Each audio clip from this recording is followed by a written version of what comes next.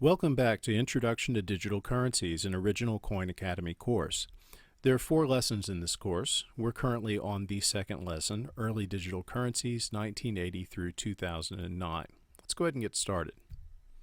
1981. Oftentimes we refer to this as Digital Currency Year Zero. Set against the backdrop of the IBM 5150, the early electronic spreadsheets, and the scratch and hiss modems of the era, something important happened. A gentleman by the name of Michael Linton built an electronic spreadsheet which he used as a ledger to record transactions in a mutual credit system in Canada. Entries were actually phoned in and then they were manually entered into this electronic ledger.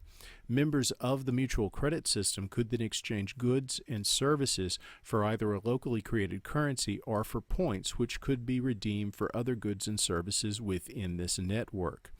Primitive as it was, this system, known as LETS, the Local Exchange Trading System, is actually the first fully digital currency. Though it seems like it was only substituting an electronic ledger for a paper ledger, the reality is there actually was a currency or a point system associated with this. Moreover, it's still in use today in a number of locations around the world. So simple as it is, it's remained quite resilient.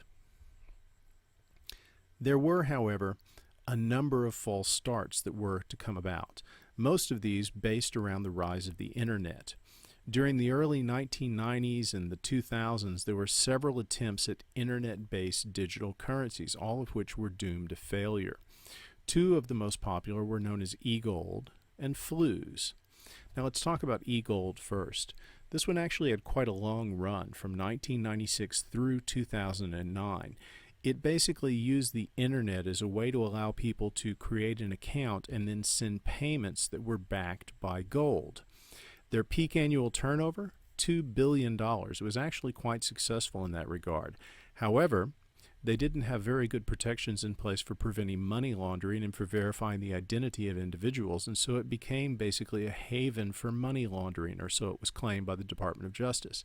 The Department of Justice eventually forced eGold into liquidation and in the process seized $90 million in eGold assets.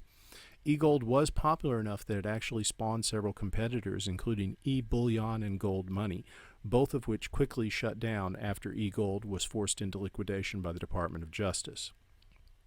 Flues was another matter entirely. Flues operated only from 1999 through 2001, the peak of the dot-com boom years. Basically, they issued a currency, Flues, which was used with merchants who participated in the system, but you could actually buy these things, so they actually were truly a currency, not simply a coupon. However, acceptance was very, very limited. It only worked with participating merchants, and they never achieved the widespread adoption that was necessary for them to evolve into a proper functioning system. They actually burned through $35 to $50 million in venture capital before they exploded in 2001. These were not the only false starts, though they were probably the 2 highest profile false starts. There was another system called Hashcash, which actually remains relevant for reasons you're about to discover. Hashcash started in 1997, and it may still be going today. There's no reason it wouldn't be, but it certainly isn't very widely used. Basically, it was a micropayment protocol that used email programs as a generator of the micropayment value. It wasn't widely adopted, though it technically still does exist today. But what's important here is the proof of work system that they created for Hashcash is still used in systems like Bitcoin. Basically, the proof of work was the email program generated the appropriate information that became the value in the micropayment protocol.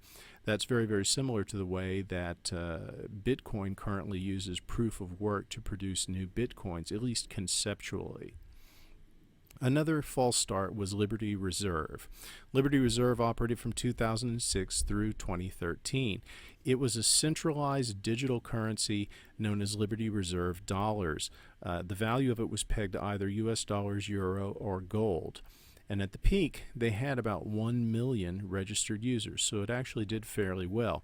However, similar to eGold, it became a haven for money laundering, and it was shut down, and the founders were actually prosecuted in this case. The last example that I want to look at is something called BitGold. BitGold was first promulgated in the early 21st century, but it was proposed as a decentralized currency system that was never actually implemented. I mention it here because it's often viewed as a precursor of Bitcoin. None of these systems ever achieved widespread adoption. Part of the reason that they did not achieve widespread adoption was the fact that they were actually quite centralized. There are some exceptions here. The proof of work system out of Hashcash became valuable, and it was something that was built upon. The decentralized nature of BitGold, though it was never actually implemented, became something that was built upon. However, the other systems that actually got up and running and were turning over some significant quantities of cash never actually made that leap into a proper decentralized system that gave it the protection from being a target for legal prosecution. We're going to look more at that topic in detail in the next lesson when we focus on decentralized computing and the rise of cryptocurrencies. Join us for that lesson.